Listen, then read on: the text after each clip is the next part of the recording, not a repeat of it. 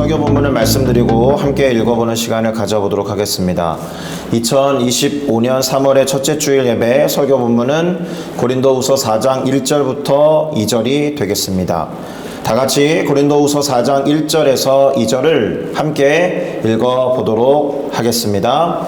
그러므로 우리가 이 직분을 받아 긍휼하심을 입은 대로 낙심하지 아니하고 이에 숨은 부끄러움의 일을 버리고 속임으로 행하지 아니하며 하나님의 말씀을 혼잡하게 하지 아니하고 오직 진리를 나타내므로 하나님 앞에서 각 사람의 양심에 대하여 스스로 추천하노라. 아멘.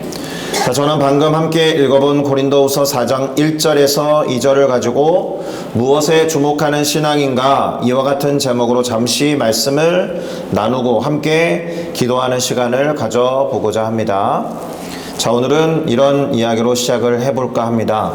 성찰과 점검을 위해서 질문을 던지는 일, 이것에 관해서 말씀을 드리려고 합니다. 질문만 잘해도 공부를 잘하는 것이다 라는 말이 있습니다.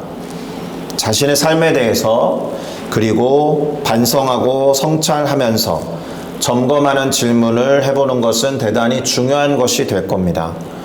그리고 이와 같은 질문들을 철학적 질문이라고 하는데, 그런 철학적인 사고를 시작하는 나이가 되면서 매사에 무엇인가를 진지하게 하기 시작하는 그런 단계에 접어들게 됩니다. 자, 그러면 어떤 질문들을 주로 하게 되는지 예를 좀 들어볼까요? 나는 누구인가? 이게 중학교에 들어가면 국민윤리라는 과목이 처음 우리에게 주어지는데 거의 첫 주제가 이것입니다. 나는 누구인가? 나는 왜 사는가? 인생이라는 것이 어떻게 시작되었고 어디에서 왔으며 무엇 때문에 살고 어디를 향해서 흘러가는가? 이런 질문들을 하게 됩니다. 그러면 우리는 제가 지금도 살짝 말씀을 드렸지만 인생의 발달 단계 안에서 언제부터 이런 질문들을 진지하게 던지게 될까요? 예를 들면 3살 정도 된 정우가 나는 누구인가? 막 이러고 돌아다니면 대단히 어색한 겁니다. 지우지석이도 마찬가지일 테고, 말씀드린 바와 같이 중학교에 들어가면 그와 같은 질문을 처음으로 다루게 됩니다. 도덕이라고 불렀던 과목이 국민윤리가 되면서, 요즘에는 도덕이라는 표현보다 바른생활이라는 과목이 있는 걸로 아는데 그 이후에 어떻게 또 변경되었는지 제가 잘 모르겠습니다. 초등학교 다닌 지 40년 되고 있기 때문에. 자, 그런데 이 도덕이나 바른생활이라는 과목을 들을 때까지는 철학적인 사고나 질문을 스스로 하지는 않아요. 국민윤리라는 과목을 배우면서부터 그 수업 때는 그래도 이제 제법 철학적인 사고를 유도하면서 질문을 던지게 만듭니다. 중학교 정도 들어갈 때부터. 자, 그러면서 다시 말씀드리지만 인생을 대하는 태도가 점점 진지해져요. 사춘기라는 것도 뭐 지금은 더 이르게 시작하지만 중학교 정도 되면서부터 제대로 시작을 하니까. 자, 그러면 삶이라든지 인생에 관해서 그런 질문을 던져보는 것과 함께 사실은 신앙에 관련해서도 그와 같은 진지한 질문을 던져보는 게 정상입니다. 제가 누워서 침 뱉는 격인 건지는 모르겠지만 무조건 믿어야 돼 이런 말을 들으면서 자랐거든요. 신앙에 대해서 질문을 던지는 것 자체를 금기시했던 시절을 보내면서 지금까지 왔습니다. 근데 제가 언젠가부터 너무나도 자연스럽고 당연한 것들이 누군가에게는 자연스럽고 당연하지 않은 것으로 비춰진다는 것을 알게 되었을 때, 친구들과의 어떤 사고나 삶의 비교를 하면서부터는 질문을 곧잘 던지기 시작했습니다. 그리고 기독교 진리에 대해서, 어떤 교리에 대해서 당연하다고 말하는 것을 어떻게 하면 잘 이해할 수 있을까? 그런 생각을 했던 시절부터 지금에 이르고 있는 것 같습니다. 신앙과 관련된 철학적 사고나 질문에 어떤 것들이 있을까요? 하나님은 존재하는가? 하나님이 존재한다면 그분은 어떤 분이신가? 예수님은 또 누구신가? 성경에 나오는 성령은 또 누구란 말인가? 천사는 과연 존재한다면 그 천사는 어떤 일을 하는가? 인간은 무엇이고 누구인가? 인간이 죄인이라고 하는데 그때의 죄는 또 무엇인가? 그런 사람들이 모이는 공동체 교회는 무엇인가? 이런 질문들을 하게 된다라는 겁니다. 그리고 사실은 이런 질문들에 답하는 것이 큰 의미에서의 신학이라고 할 수 있고, 이런 분야를 다루는 것을 신학개론이라고 해서 다른 명칭으로 조직신학이라고 부릅니다. 조직이라는 말이 시스템이니까 저런 질문들을 어떻게 시스템적으로 잘 배치하고 이해시킬 수 있을까라는 식으로 배우는 학문이 조직신학이라는 학문이에요. 그 책의 목차에 보면 이런 내용들을 수록하고 있으니 살펴보면 이해가 된다라는 겁니다. 좀 어렵기는 해도 쉽고 간편한 책을 잘 골라보면 지금 던진 질문들을 설명해 주는 책들이에요. 모든 어떤 그 소스는 성경에서 비롯된 것이고, 성경에서 기록하고 있는 하나님은 누구인가? 이런 식으로. 자, 그러면 사랑하는 우리 싱가포르 순복음교회 성도 여러분께 여쭙고자 하는 철학적인 질문이 하나, 둘, 몇 가지 있습니다.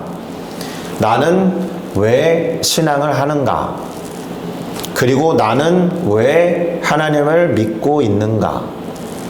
이런 질문을 스스로에게 던져보셔야 합니다. 이런 질문들에 답을 할 때 우리의 신앙은 진지해질 겁니다. 신앙은 진지해야 돼요. 그냥 하던 대로 답습하거나 전통을 따라가는 것이 능사가 아닙니다. 신앙은 반드시 진지하셔야 됩니다. 그리고 오늘 설교와 관련해서 이와 같은 질문도 해볼 수 있습니다.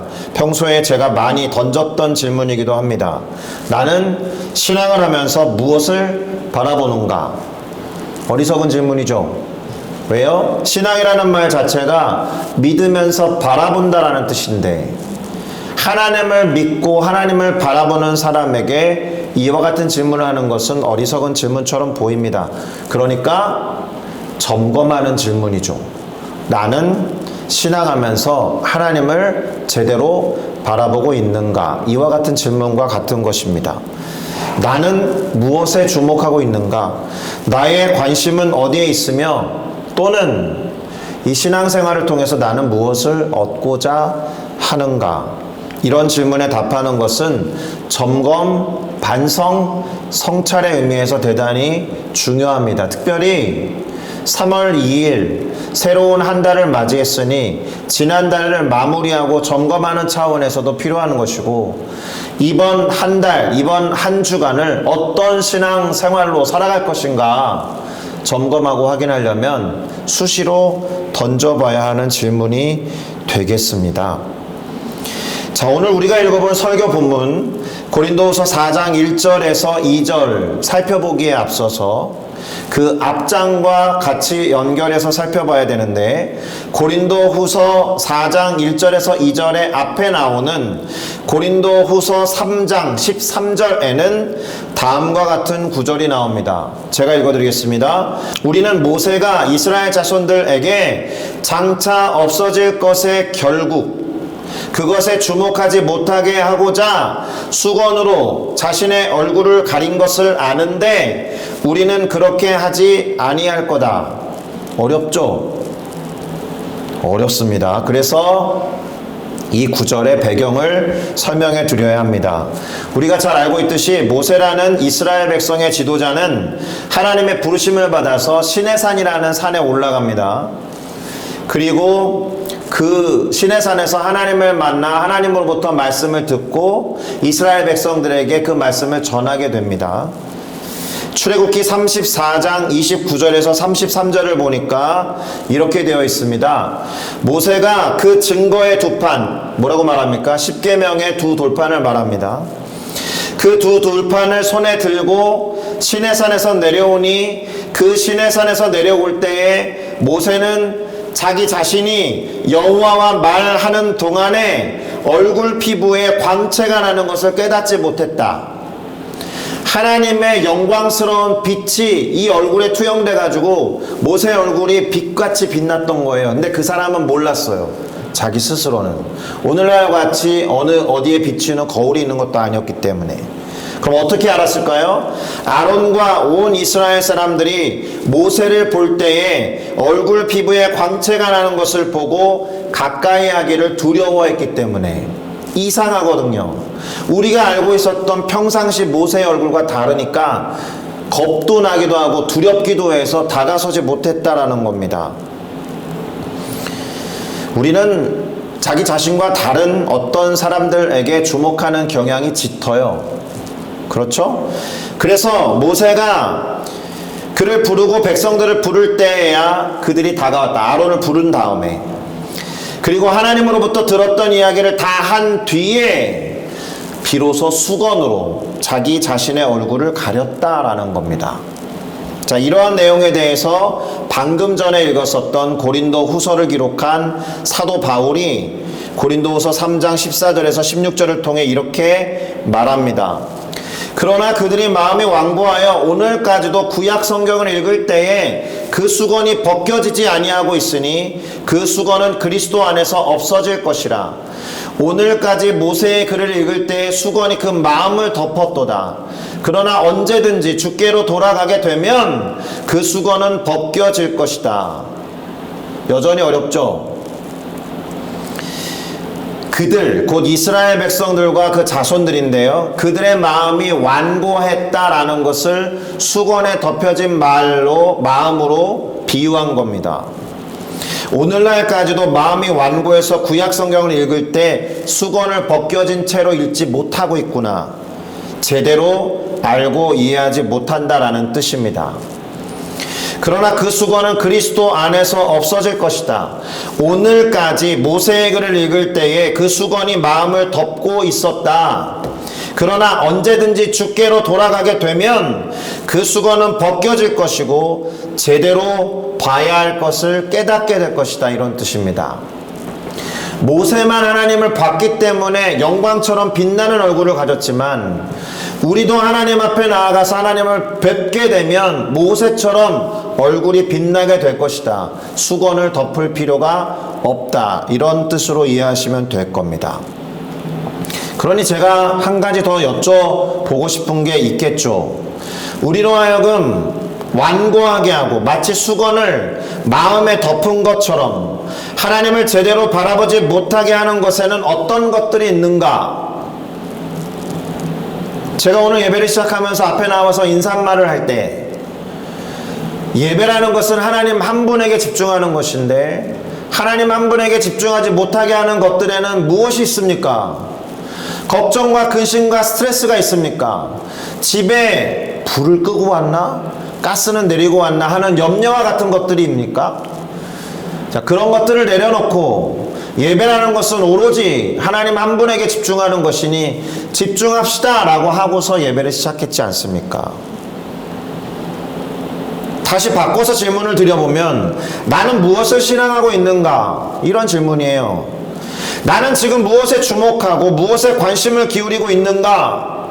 하나님 이외에 다른 것에 집중하느라고 마치 수건을 덮어놓은 것처럼 깨닫지 못하고 있는 것은 없는가? 한 가지 배경이 될 만한 설명이 하나 더 필요한데요. 여러분 들어보셨습니까? 예수님께서 산에 올라가셔서 기도하시다가 당신의 용모가 변화된 사건 들어보셨습니까? 누가복음 9장 28절에서 36절이 이 장면을 다루고 있는데 설명을 위해서 그 구절을 띄워 놓겠습니다. 자, 예수님께서 베드로와 요한 그리고 야고보를 데리고 기도하시러 산에 올라가셨습니다.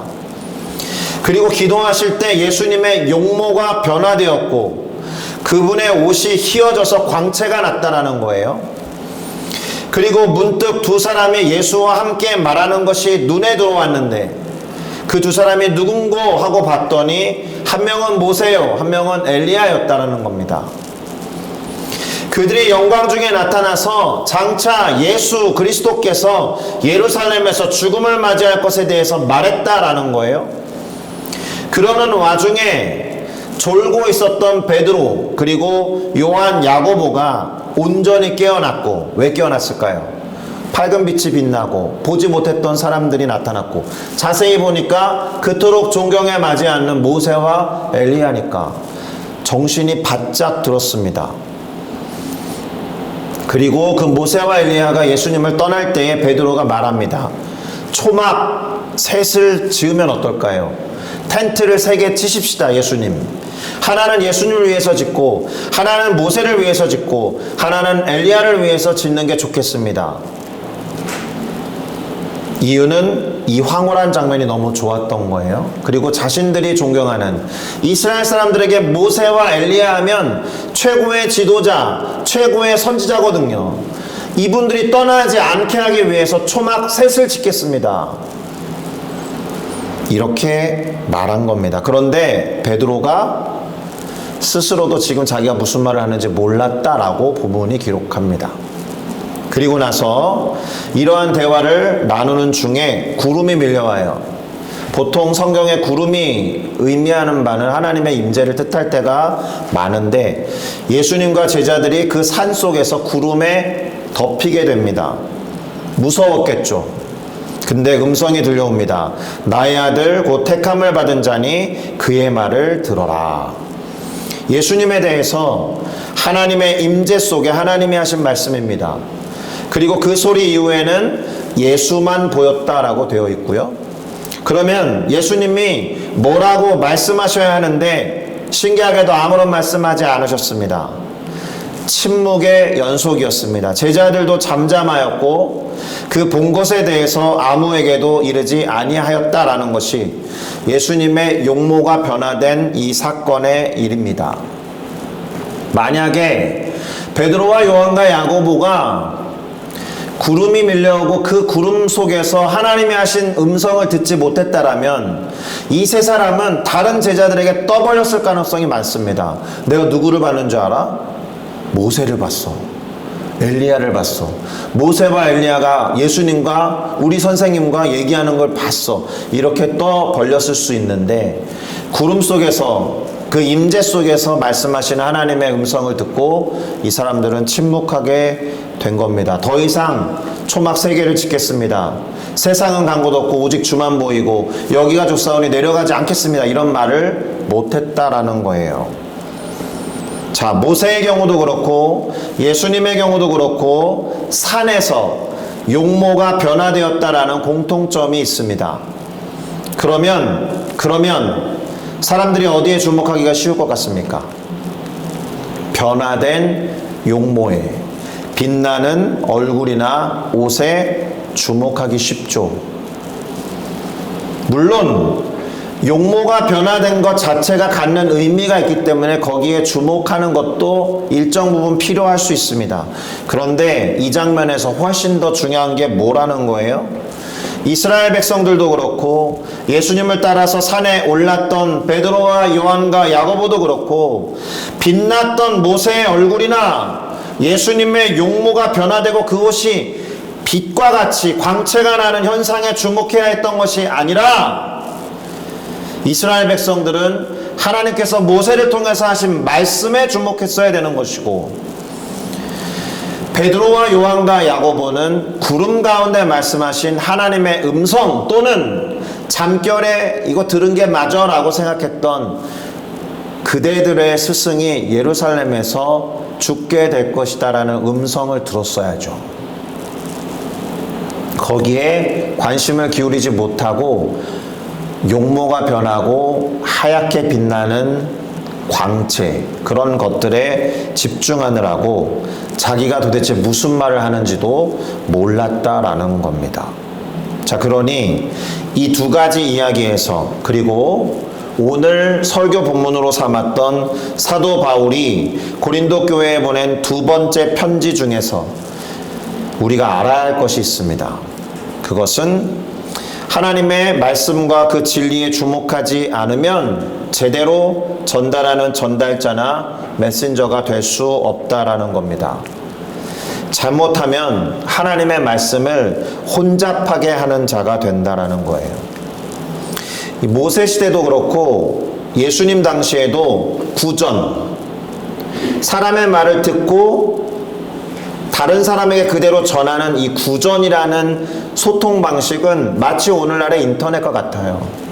당시에 글이나 이런 것이 엄청 발전된 시기가 아니었기 때문에 누군가 하는 말을 듣고 그대로 기억해서 전하는 것은 말이 섞이기도 하고 혼잡되기도 하고 제대로 전달한 건 맞아라는 그런 불안함이 들기도 하지만 당시의 소통 방식이 거의 그거밖에 없었기 때문에 사람들은 이 구전의 방식을 통해서 접하는 정보를 유일하게 의사소통 방식으로 생각했던 때입니다.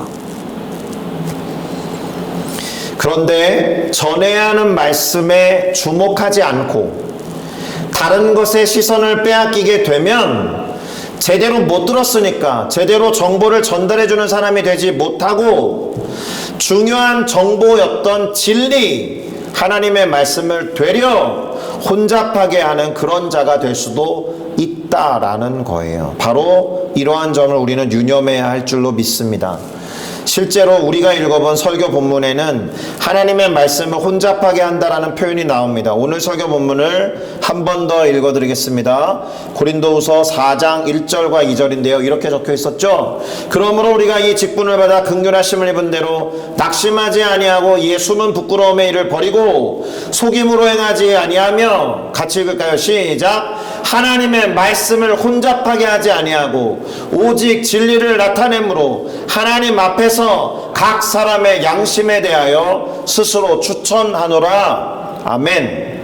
보이시죠? 하나님의 말씀을 혼잡하지 않게 하고 혼잡하게 하지 아니하고 그 외에도 하지 말아야 할 것에 대해서 사도 바울이 몇 가지를 더 말했죠. 낙심하지 아니하고 숨은 부끄러움의 일을 버리고 속임으로 행하지 아니하고 가장 중요한 것 하나님의 말씀을 혼잡하게 하지 아니하고 이렇게 말하고 있습니다. 그러면 하지 말아야 할 것만 말하는 게 아니잖아요. 무엇을 해야 하느냐 중요한데요. 오직 진리를 나타냄으로써 하나님 앞에서 각 사람의 양심에 대하여 스스로 추천하노라. 이렇게 말했는데 조금 어렵죠? 그래서 현대인의 성경으로 말씀을 드려서 이해를 도우면 이렇게 될 겁니다. 다만 진리를 분명하게 전함으로 하나님 앞과 모든 사람 앞에 거리낌 없이 생활하자라는 말을 했다라는 거예요. 자, 오늘의 핵심을 요약해보면 이렇게 됩니다. 하나님의 말씀을 혼잡하게 하는 것, 반대로 진리를 분명하게 전하는 것, 요 사이의 대조예요. 근데 뭔가 이 구절이 전 성도를 향해서 하는 말처럼 들리지 않죠. 특별히 말씀을 전하는 사역자들에게만 해당되는 이야기처럼 들리죠. 과연 그럴까요? 그렇지 않습니다.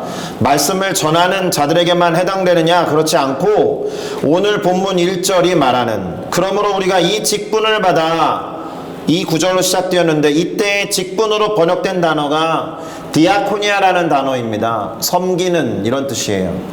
섬기는 사람들. 여기서 디콘이 왔어요. 집사라는 직분이 왔어요. 디아코니아, 디콘, 발음이 비슷하죠. 그러니까 긍휼하심으로 말미암아 은혜를 입은 모든 자들이 행해야 하는 것, 이게 직분의 의미입니다. 말씀 전하는 사람만 의미하는 게 아니에요. 은혜를 받으시고 하나님의 자녀로 부름을 받았다라면 그런 직분을 가진 자라는 겁니다. 다시 말하면 우리 모두에게 해당되는 것이고, 구체적으로 무엇을 요구한 본문이었느냐? 주님과 주님의 말씀을 제대로 알고 그것에 관심을 기울여서 신앙생활을 하는 자가 되어야 한다. 다른 이로 하여금 헷갈리게 하는 사람이 되지 않아야 한다. 하나님의 말씀을 혼잡하게 하지 않고 진리를 분명하게 전하면서 그대로 살아가는 자. 요즘 말씀을 혼잡하게 하는 사례가 많아요. 대표적으로 이단과 사이비가 그럴 테죠. 한국 사회에 정치적인 메시지를 결부시켜서 전하는 경우도 사실 여기에 해당됩니다. 말씀은 전하지 않고 설교 시간에 어떤 이들을 정치적으로 욕하는 데에 설교를 쓰면 그거 잘못된 겁니다. 성경에서 말하는 하나님의 말씀을 들으러 간 분들이 그런 이야기를 듣는 걸 원치 않아요. 목사가 아닌 분들에게 이렇게 말하는 건 어폐가 있는데요. 우리가 하나님으로부터 들은 진리를 주변 사람들에게 전하는 역할을 해야지. 요즘 시국이 불안정하다고, 또 어떤 면에서는 정치적인 견해가 달라서 반대편의 이야기를 하면서 상대방을 깎아내리는 데에 단상 위에서의 시간을 쓰는 정치 목사들은 정확히 잘못된 겁니다. 자, 그러면 갑자기 분위기가 엄해졌는데 우리 생활에 조금 더 적용해서 질문을 던져보고 설교를 마무리하는 작업으로 넘어가 보겠습니다. 처음에 했던 질문 있죠? 신앙과 관련된 철학적 질문을 다시 던지겠습니다. 우리는 왜 신앙생활을 하는가? 우리는 왜 하나님을 믿고 있는가? 바꿔 말하면 우리는 무엇에 시선을 두고 관심을 기울이며 살고 있는가?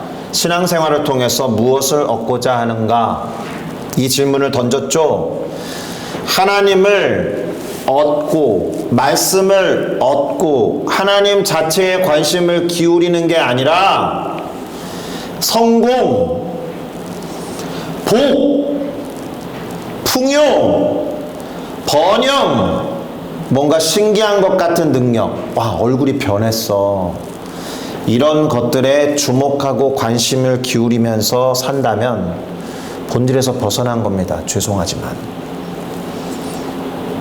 오늘 본문 그리고 배경이 되는 구절에서도 말씀드렸듯이 모세가 빛난 얼굴로 온 것에 주목한다거나 예수님의 변화된 용모 또는 환상 속에서 보았던 모세나 엘리야에게 심취해서 정작 하나님이 뭐라고 말씀하셨는지 제대로 듣지 못한 모습, 그런 모습은 안 되어야 한다라는 겁니다. 그런데 우리가 주목하는 변화된 모습 있잖아요. 뭔가 신비롭고 새로운 모습, 모세가 그랬고 예수님이 그랬잖아요. 그거는 우리에게도 결국 주어지게 될 겁니다. 오늘 설교 본문이 놓인 앞장 고린도후서 3장 17절에서 18절은 다음과 같은 내용을 기록하고 있습니다. 한번 같이 읽을까요? 시작.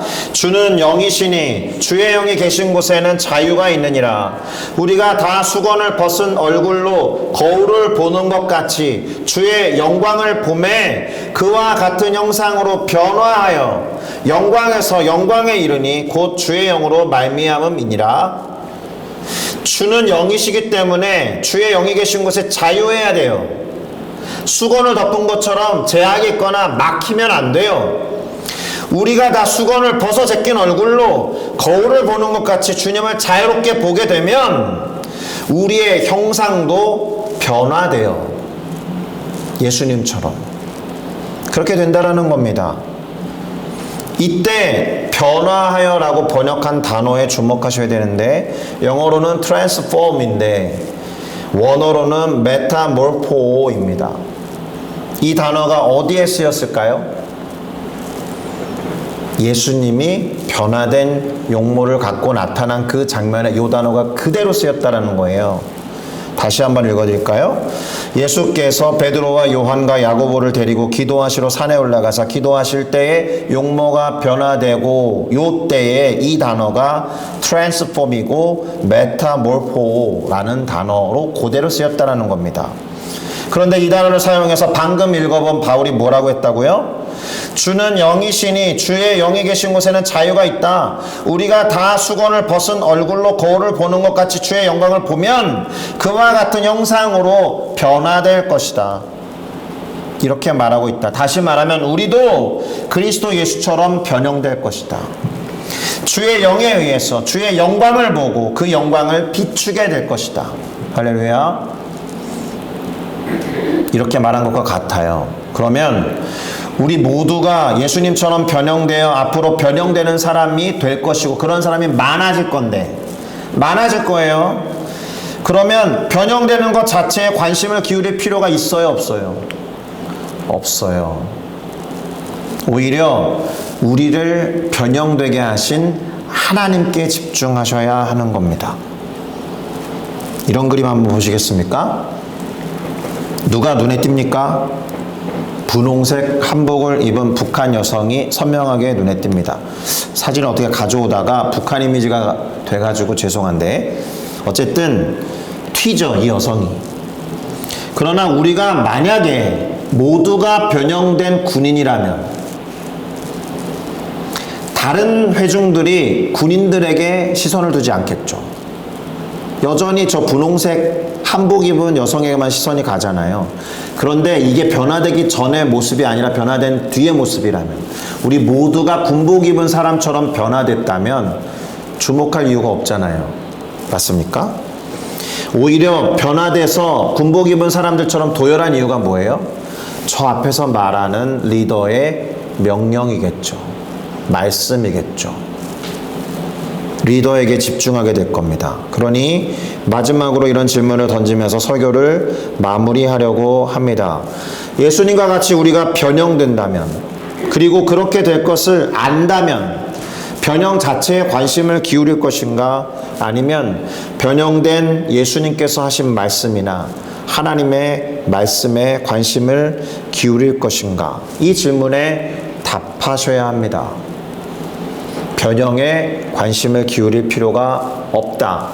본질적인 것이 아닌 비본질적인 것에 관심을 기울일 필요가 없다. 지금 나는 어디에 관심을 두고 신앙생활 하는가? 능력인가? 형통인가? 번영인가? 성공인가? 성취인가? 사람들의 시선인가? 아니면 주의 말씀인가?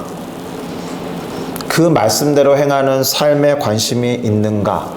여기에 답하시면서 3월 한 달을 살아가시고, 그렇게 대답한 대답에 합당한 하루하루를 살아가는 저와 여러분이 되기를 예수 그리스도의 이름으로 축복합니다. 아멘. 자, 찬양을 한 곡 부르면서 함께 기도하겠습니다.